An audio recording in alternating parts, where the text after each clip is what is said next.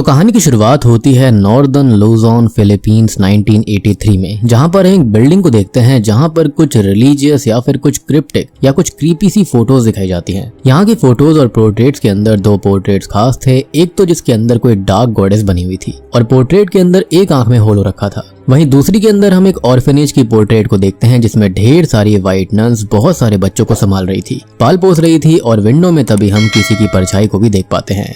अब ये पूरी बिल्डिंग खाली होती है जहां पर एक कमरे के अंदर हम एक अजीब सी आवाज को सुनते हैं जो कि किसी जानवर जैसी लग रही थी, जैसे कि कोई जानवर गुर्राहट कर रहा हो या फिर ऐसी आवाज जैसे कि जानवर कुछ खाना खा रहा हो। बिल्कुल वैसी आवाज सुन पाते हैं और तभी अगले ही पल उस कमरे से किसी लड़की का आधा खाया हुआ हाथ बाहर आता है। अब हम किसी जगह पर एक बक्से को देखते हैं जिसके अंदर ढेर सारे कटे हुए हाथ रखे थे, जिसके साथ ही सीन यहीं पर शिफ्ट हो जाता है। अब हम देखते हैं ईसा और थॉमस नाम के दो भाई बहनों को जो कि अपने घर में डरे सहमे बैठे हुए थे। हम गौर करते हैं कि ईसा के हाथ जो होते हैं वो खून से लथपथ थे क्योंकि इन दोनों भाई बहनों के सामने उनके ही पिता की लाश पड़ी हुई थी। तो असल में ईसा और थॉमस की माँ इस दुनिया के अंदर नहीं है और उनके पिता बहुत ही ज्यादा अब्यूजिव थे जो कि उन दोनों को लगभग मार ही देते। तो सेल्फ डिफेंस में आकर ईसा ने अपने पिता को ही खत्म कर दिया और अब अपने भाई को वो संभाल रही है जो कि ये कह रहा होता है कि उसने ऐसा क्यों किया। तो वो ये बता रही होती है कि उसकी कोई गलती नहीं है और उसे उन दोनों को बचाने के लिए ऐसा करना पड़ा। खैर वो सिंक के पास हाथ धोने आती है और उसने अपने भाई को संभाल लिया था, लेकिन उसका खुद का मन यहाँ पर काफी ज्यादा विचलित हो रखा था जिसे वो संभालने की कोशिश करती है, लेकिन ये इतना आसान नहीं था क्योंकि अब उसे अपने पिता का साया बार बार हर जगह दिखने लगता है। खैर अगले सीन में ये दोनों ही अपने घर से कार लेकर निकल जाते हैं और हम बीच में रेडियो पर खबर सुनते हैं जहां पर किसी यूनिवर्सिटी के अंदर रैली के दौरान अपोजिशन पार्टी के स्पीकर स्टेज पर किसी ने एक ग्रेनेड फेंक दिया था जिससे कि 2 जानें चली गई हैं और लगभग 6 लोग घायल हैं। अब रास्ते में ईसा अपने भाई से कहती है कि वो लोग एक सेफ जगह पर जा रहे हैं जो कि जंगलों में है, क्योंकि उनकी माँ बचपन में उन्हें जंगलों की कहानी सुनाया करती थी जहाँ पर जाने का वो खुद इमेजिन करा करती जब उनके पिता उनको अब्यूज किया करते थे।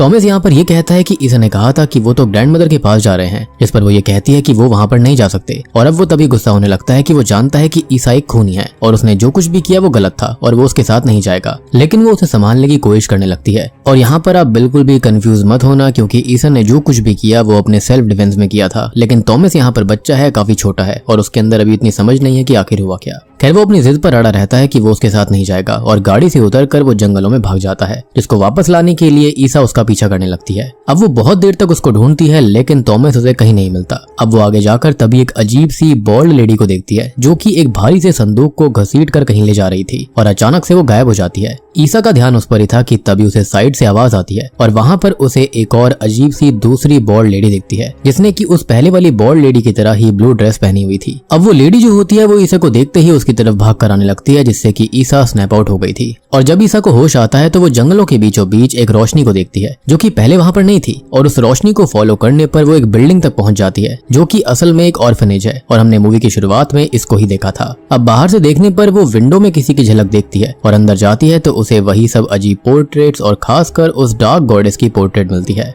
खैर अब उसे कोई बच्चा भागता हुआ दिखाई देता है जिसे थॉमस समझकर वो उसके पीछे भागते हुए सीढ़ियों से होती हुई हॉलवे में आ गई थी।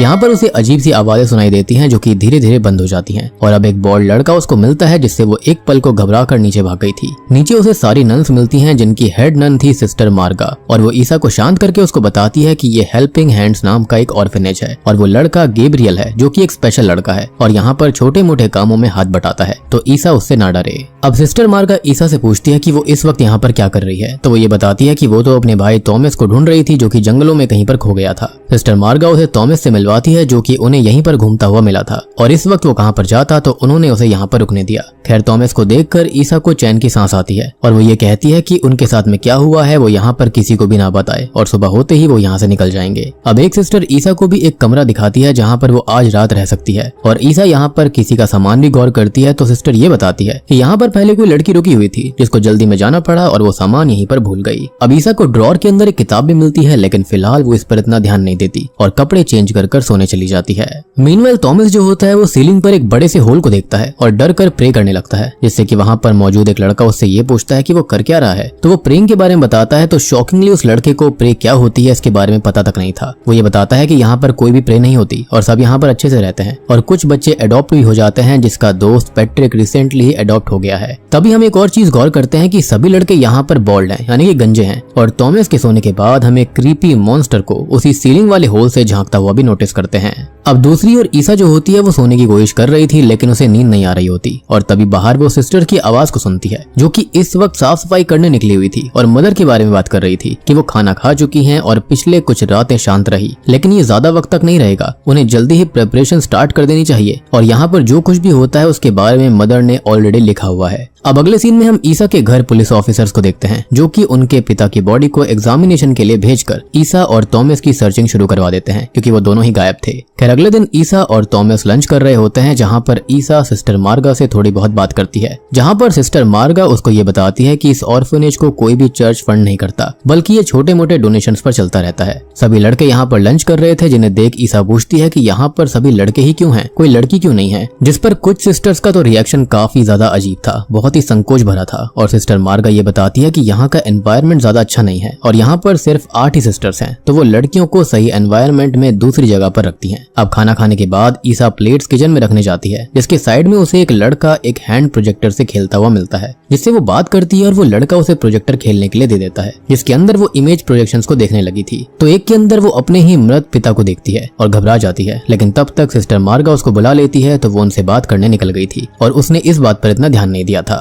अब सिस्टर मार्गा से बात करते हुए वो उनको शुक्रिया अदा करती है, साथ ही साथ ये कहती है कि अगले कुछ वक्त तक वो यहाँ पर रुकना चाहेगी और वो अभी सही स्थिति में नहीं है, तो वो ये चाहती है कि थॉमस को भी कोई अडॉप्ट कर ले, जिससे कि वो दूर तो नहीं होना चाहती, लेकिन वो अभी उसे संभालने की हालत में भी नहीं है। इस पर सिस्टर मार्गा कहती है कि वो जब तक चाहे यहाँ पर रुक सकती है और उसके जाने के बाद वो थॉमस को अच्छे से संभाल लेगी। और तभी हम सिस्टर हेलेना को देख पाते हैं, जो कि अजीब तरह से हर वक्त ईसा को घूरे जा रही थी। अब अगले सीन में ईसा को सिस्टर त्रिनिंग ऑर्फनेज घुमा रही होती है और ईसा उस हॉलवे के रूम के बारे में बात करती है, तो सिस्टर त्रिनिंग बताती है कि ये मदर मेरा सॉल का रूम है, जो कि यहाँ की ओल्डेस्ट मेंबर है, और जब तक कोई ओकेजन या फिर काउंसिल मीटिंग नहीं होती तब तक उन्हें कोई भी परेशान नहीं करता, और वो अपने ही रूम में हर वक्त रहती हैं, बाहर नहीं आती, और ईसा भूल कर भी उनके रूम में ना जाए।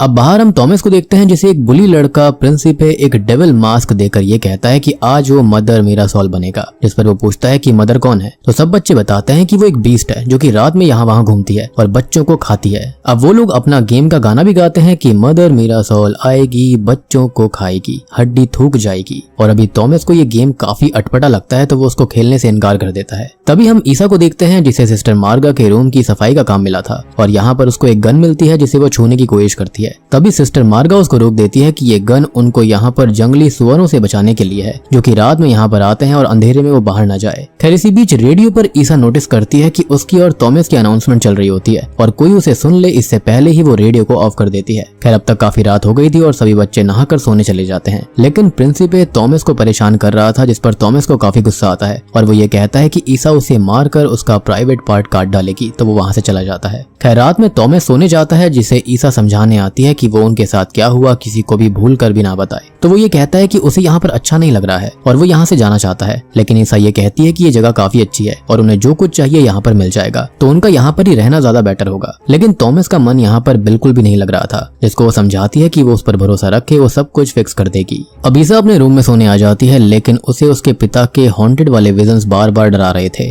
अब अगले दिन सभी बच्चे लंच को जा रहे होते हैं और थॉमस पीछे रहकर एक रूम में झांकता है, तो उसे हेलेना कपड़े चेंज करते हुए दिखाई देती है, जिसने ब्लू ड्रेस पहनी हुई थी। और यहाँ पर नोट करने वाली बात ये थी कि वो भी बॉल्ड होती है, जो कि थॉमस को देख लेती है और उसको एक अजीब सी मुस्कुराहट देने लगती है। और सबसे अजीब बात यह है कि ईसा ने ऐसी ही ब्लू ड्रेस वाली अजीब सी लेडीज को या फिर अजीब से व्यक्तियों को जंगलों के अंदर देखा था। अब सिस्टर मार्गा जब थॉमस को ऐसा करता देखती है, तो वो उसको अपने साथ ले जाकर उसके भी बाल काट डालती है, और जब ईसा इसके बारे में पूछती है तो वो ये बताती है कि जुओं से बचाने के लिए उन्होंने बाल काट दिए। खैर अब ईसा काम करते करते स्टोर रूम तक आ गई थी, जिसे वहां पर कुछ अजीब सा आभास होता है, लेकिन ऊपर की एक आवाज से वो ऊपर जाती है, तो त्रिनिंग ने उनका सीक्रेट स्टैचू तोड़ दिया था, जिसके बदले में उसे उस टूटे हुए स्टैचू के टुकड़ों पर चलते हुए हायर बीइंग को अपना पेन, सफरिंग और खून ऑफर करना था। और वो ऐसा करने लगती है, जिसकी हालत खराब देखकर ईसा उसे रोकने जाती है, लेकिन वो सिस्टर ही उस पर चिल्ला देती है और मार्गा भी कहती है कि ईसा उसे सफरिंग ऑफर करने दे और ये काफी जरूरी है। अब रात को जब ईसा स्टैचू के टुकड़े और वहाँ पर लगा हुआ ट्रेनिंग का खून साफ कर रही होती है, तभी वहाँ पर हेलेना आ जाती है, जो कि बताती है कि ये स्टैचू उनकी मदर का है, जिनको वो लोग वर्शिप करते हैं, यानी कि ये लोग गॉड को नहीं पूछते थे और इसलिए यहाँ पर उस लड़के को ये लगा था कि प्रे क्या होती है।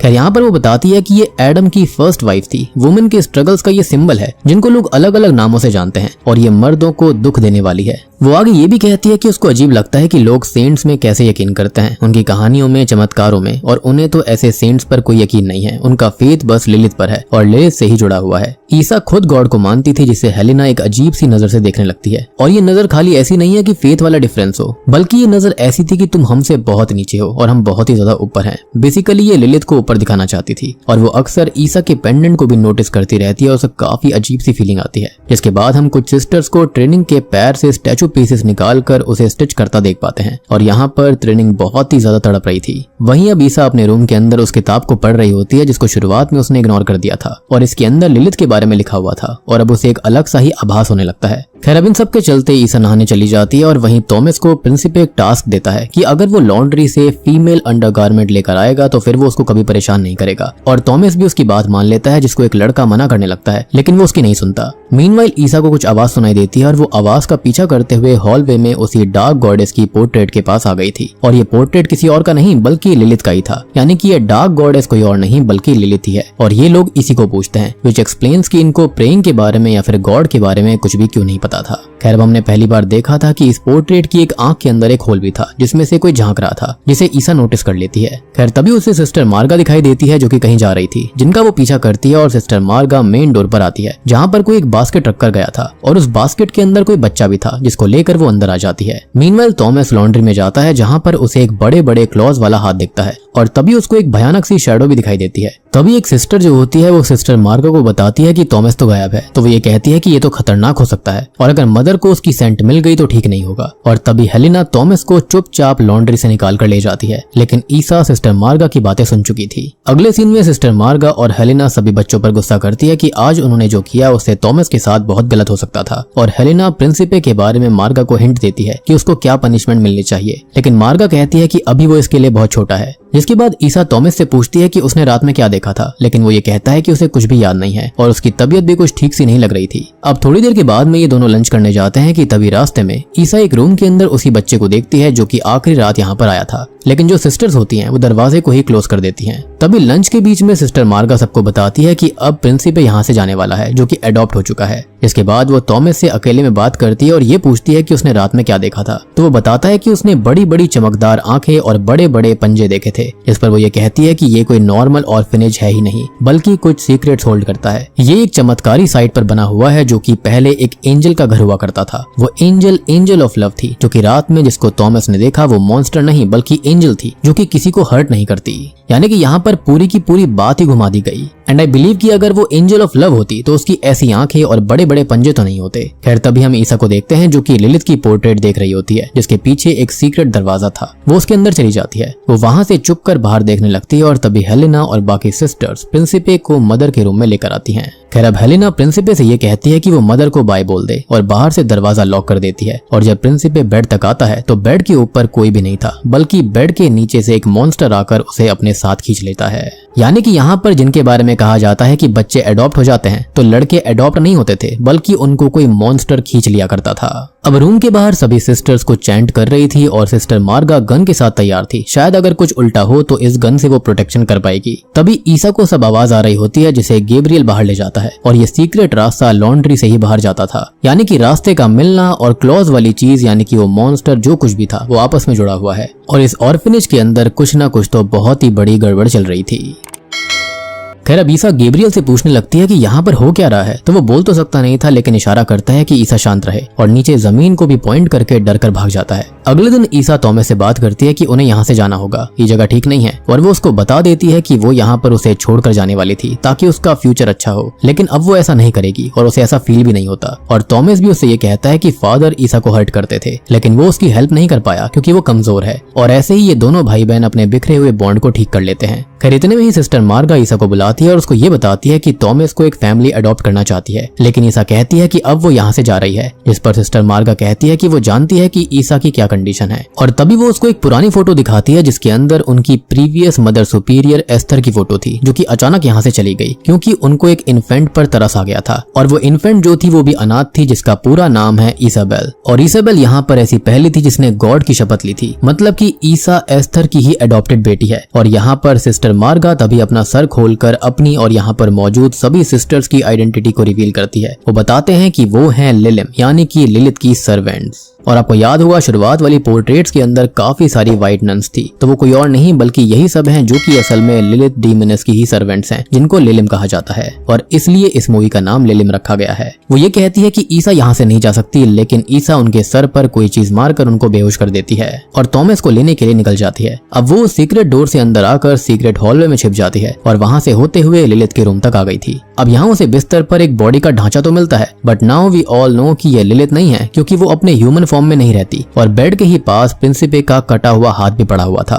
और आपको याद होगा कि शुरुआत में हमने ऐसा ही एक सीन देखा था जहाँ पर कोई खतरनाक क्रीचर था जिसने कि बच्चे को खा लिया था और उसका हाथ फेंक दिया था। तो यहाँ पर वो कोई और नहीं बल्कि लिलिथ खुद थी, जो कि लड़कों को खाया करती थी। और आपको इन बच्चों की पोएम भी याद होगी कि मदर बाहर आती है और उनको खा जाती है और हड्डियां थूक देती है। तो यहाँ पर वो इसी के बारे में बात कर रहे थे। एंड आई बिलीव कि यहाँ पर जो मदर मीरा सोल है वही लिलिथ है, या फिर ये कहे कि मीरा सोल को उसने परस करके रखा हुआ था। एनीवेज, अब विंडो से बाहर देखने पर ईसा को दो पुलिस ऑफिसर दिखाई देते हैं जो कि उसकी और थॉमस की सर्चिंग करते हुए यहाँ तक आए थे। ऑब्वियस सी बात है, उन्होंने अपनी कार यहाँ पर डिच कर दी थी, तो इसलिए यहाँ पर आ गए। लेकिन वो विंडो से उन्हें दिखे उससे पहले ही सिस्टर त्रिनिंग उसे अपने साथ खींच कर ले जाती है। मीनवाइल वो ऑफिसर्स अंदर चेक करते हैं तो उनको थॉमस मिल जाता है, लेकिन हेलेना ने झूठ बोला था कि ईसा और थॉमस यहाँ पर नहीं आए। और अब तक त्रिनिंग एक ऑफिसर को शूट करके खत्म कर देती है, लेकिन दूसरा ऑफिसर उसे शूट कर देता है और अब हेलेना उस ऑफिसर पर हमला करके उसको बेहोश कर देती है। अब अगले सीन में हम उस ऑफिसर और ईसा को बंधा हुआ पाते हैं। वहीं सभी सिस्टर्स, या फिर ये कहा जाए कि जो लिलिम्स हैं, वो अपनी माँ लिलिथ की भूख मिटाने के लिए ऑफरिंग तैयार कर रही थी और इसी ऑफरिंग के बारे में बीच में बात भी हुई थी। खैर ये लोग उस ऑफिसर को यहाँ से ले जाती हैं और ईसा के पास हेलिना आती है, जो कि ये कहती है कि पहले उसे डर लगता था क्योंकि सब ये कहते थे कि जो लिलिथ को पूजेगा वो हेल फायर से ब्लाइंड हो जाएगा, लेकिन फिर जब उसने लिलिथ को एक्सेप्ट किया तब से उसका डर खत्म हो चुका है और हेल फायर उसकी ताकत बन चुकी है। लेकिन ईसा के बारे में सब गलत थे कि वो लिलिम बनेगी, क्योंकि वो उस काबिल है ही नहीं। और जाते जाते वो ये भी बता देती है कि आज की ऑफरिंग असल में थॉमस की ही होने वाली है। और यहाँ पर जिनको कहा जाता है ना कि बच्चे अडॉप्ट हो रहे हैं, वो बच्चे अडॉप्ट नहीं होते, बल्कि यहाँ पर उनकी ऑफरिंग लिलिथ को चढ़ाई जाती है। और जैसा कि शुरुआत में कहा भी गया था कि वो मर्दों से नफरत करती थी, इसके चलते ऐसा हुआ। अब वो थॉमस को लिलिथ के रूम में लेकर जाती है, जहाँ पर सभी लिलिम अपनी माँ लिलिथ के रिटर्न के लिए चैंटिंग कर रही थी और थॉमस को वो हेल होल में फेंकने वाली थी, लेकिन ऑफिसर खुद के साथ हेलिना को उसमें धक्का दे देता है। वहीं दूसरी लिलिम्स यानी कि जो सिस्टर्स होती हैं, वो थॉमस को भी उसी होल में धक्का देती हैं ताकि ऑफरिंग कंप्लीट हो पाए। मीनवाइल गैब्रियल ईसा को आजाद करता है और ये लोग और बच्चों को और थॉमस को बचाने के लिए जाने लगते हैं, जिन्हें सिस्टर मार्गा मिलती है, जो कि ये कहती है कि ये सब लिलिथ के प्लान का हिस्सा है और जो उसने लिखा है वो होकर रहेगा। फोर्थ सील ओपन हो चुकी है और लिलिथ अपने ग्रैंड फॉर्म के साथ दुनिया पर रूल करने आएगी। और इतना कहकर वो खुद को ही शूट कर लेती है, यानी कि उसने खुद को ही सैक्रिफाइस कर दिया था। ईसा थॉमस को बचाने जाने लगती है और हम थॉमस को ही देखते हैं, जो कि उस हेल होल के अंदर था, जो कि असल में लिलिथ का ही घर है और ज्यादा गहरा नहीं है, लेकिन बस वो यहाँ पर अंधेरे में रहती है। अब वो हेलिना को खा जाती है और हेलिना उसको प्रेस करते हुए गॉड्स को कर्स कर रही थी, जो कि उन्हें भूल गए हैं। और अब लिलिथ उस ऑफिसर को भी खा जाती है, लेकिन थॉमस वहीं पर छुपा हुआ था। खैर अब तक ईसा ऊपर वाले रूम में आती है, जहाँ पर सभी लिलिम उसे देखकर वहाँ से चुपचाप बाहर चली जाती हैं और ईसा अब उस होल के अंदर चली गई थी, यानी कि यहाँ पर कुछ तो वियर्ड हो रहा था। खैर वहाँ पर उसे लिलिथ दिखाई देती है, लेकिन साइड में छुपा हुआ थॉमस भी मिल जाता है, जिसे लेकर वो बाहर आने लगती है, लेकिन लिलिथ उसको बाइट कर चुकी थी। बट फिर भी वो दोनों उससे बचकर बाहर आ जाते हैं और जब वो बाहर आती है तो वहाँ पर पड़ी हुई गन से थॉमस उसे शूट कर देता है, तो वो वापस से होल में गिर पड़ती है। खैर अब वो दोनों यहाँ से जाने लगते हैं, लेकिन थॉमस ये कहता है कि उन्हें सबको बचाना चाहिए, तो ईसा उसे नीचे छोड़कर सभी बच्चों को लेने ऊपर जाती है। लेकिन तभी एक जोर की आवाज आती है और सभी बच्चे चिल्लाने लगते हैं। थॉमस जाकर देखता है तो वहाँ पर एक बहुत ही खौफनाक नजारा उसको नजर आता है। खुद ईसा ने ही एक बच्चे को मार डाला था, जिसको देखकर वो डर के मारे भाग जाता है। और अब सभी लिलिम ईसा को एक बच्ची ऑफर करते हैं और वो हंसते हुए ये ऑफरिंग एक्सेप्ट कर चुकी थी। और दोस्तों अब यहाँ पर खुलते हैं इस मूवी के असली पत्ते। तो अगर आपको यहाँ पर कुछ समझ में नहीं आया होगा तो मैं बताना चाहूंगा कि ईसा असल में चोजन बाय गॉड थी, लेकिन सेम टाइम पर लिलिथ ने भी उसको अपने लिए चूज कर लिया था वेसल की तरह, और वो उसकी बॉडी ले लेगी, जो कि वो ले भी चुकी है। लेकिन एस्थर ने ईसा को बचाने के लिए उसे यहाँ से अपने साथ निकाल लिया था। और उसके साथ एक नई जिंदगी शुरू कर दी। और मैं आपको बताना चाहूंगा कि यहाँ पर शुरुआत में उनके पिता की पत्नी का नाम एस्थर ही था। सो व्हाट आई बिलीव कि एस्थर ने इजाबेल को यानी कि ईसा को यहाँ से निकाल लिया था, उसे अडॉप्ट कर लिया था, फिर यहाँ पर इनके पिता से शादी भी कर ली थी। एंड आई बिलीव कि जो थॉमस था ना वो इनका बायोलॉजिकल बेटा होगा, लेकिन ईसा यहाँ पर इनकी अडॉप्टेड बेटी थी, विच एक्सप्लेन्स कि यहाँ पर वो उसके ऊपर इतना अब्यूज क्यों किया करता था। अब यहाँ पर वो गॉड की चोजन वन थी, वो चाहती तो यहाँ पर लिलिथ को खत्म कर सकती थी, लेकिन यहाँ पर प्लान पूरा उल्टा पड़ गया था क्योंकि एस्थर यहाँ पर उसे कुछ भी बताने के लिए थी नहीं। एंड आई बिलीव कि अगर वो कोई डायरी वगैरह छोड़ जाती तो शायद से ईसा यहाँ पर कुछ कर सकती थी, लेकिन लिलिथ यहाँ पर एक कदम आगे निकली। उसका जो पुराना शरीर था वो खराब हो चुका था, जिसके चलते उसको एक नया वेसल चाहिए था, यानी कि मिरासोल वाला। तो उसने यहाँ पर इजाबेल को बाइट कर लिया, जिसके बाद उसको पोजेशन हो चुका था और लिलिथ ने जो लिख दिया था वही होना था। और ईसा यहाँ पर आई और फाइनली अब वो लिलिथ बन चुकी है। और वो ऑर्फनेज की पोर्ट्रेट याद है जिसके अंदर एक शैडो थी, तो वो असल में ईसा खुद ही थी, जिसका लिलिथ बनने वाला उसका जन्म पहले से ही तय कर दिया गया था, जो अब यहाँ पर बहुत ज्यादा पावरफुल, बहुत ज्यादा डार्क और ready to rule the world हो चुकी है, यानी कि अब वो फाइनल लिलिथ बन चुकी थी। और बूम, इसी के साथ में लिलिम मूवी यहीं पर खत्म हो जाती है। तो दोस्तों ये थी लिलिम फिल्म की कहानी। अब आपको याद होगा कि जंगल के अंदर ब्लू ड्रेस के अंदर इसने दो बॉल्ड लेडीज को देखा था, यानी कि इजाबेल ने, तो वो कोई और नहीं बल्कि लिलिम सी होंगी जिनको उसने देखा, यानी कि यही व्हाइट नन। बाकी हॉलवे के अंदर वो जो सीक्रेट रूम था जहां पर मदर मिरासोल रहा करती थी वही लिलिथ थी, यानी कि मदर मिरासोल रही होगी पहले, जो कि बिल्कुल इजाबेल की तरह ही होगी, जिसको लिलिथ ने पजेस कर लिया होगा। और अब लिलिथ को यहाँ पर नया फॉर्म मिल चुका है, नया शरीर मिल चुका है, जो कि खुद इजाबेल का है, जो कि अब काफी ज्यादा शक्तिशाली हो चुकी है। और इस ऑर्फनेज के अंदर लड़के जो आते हैं उनको यहाँ सेक्रीफाइस करा जाता है। और बात रही लड़कियों के बारे में, तो जो लड़कियां यहाँ पर आज्ञाकारी होती हैं, थोड़ी बहुत शक्तिशाली होती हैं, तो उनको यहाँ पर लिलिम बनने का ऑफर दिया जाता है, जैसे कि यहाँ पर इजाबेल के साथ में स्टार्टिंग में होना था, लेकिन उसको तो लिलिथ ने खुद ही चुन लिया था, जिसके चलते लिलिथ ने उसका शरीर ले लिया। और बाकी सारी चीजें मैंने आपको यहाँ पर समझा ही दी हैं, एस्थर के बारे में, एडॉप्शन के बारे में, सब कुछ आपको बता दिया है। तो उम्मीद करता हूँ कि आपको ये फिल्म पसंद आई होगी, समझ में आ गई होगी। इनकेस अगर आप इस फिल्म को देखना चाहते हैं तो नेटफ्लिक्स के ऊपर जाकर देख सकते हैं।